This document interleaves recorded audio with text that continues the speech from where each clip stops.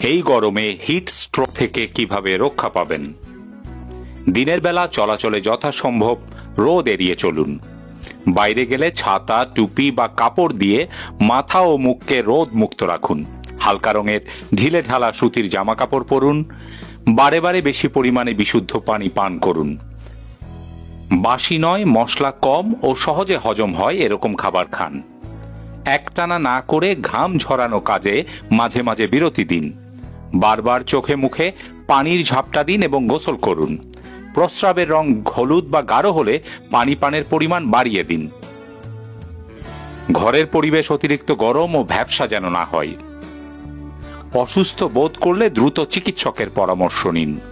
শিশু, বয়স্ক, প্রতিবন্ধী ব্যক্তি ও অসুস্থ ব্যক্তির প্রতি বাড়তি খেয়াল রাখুন।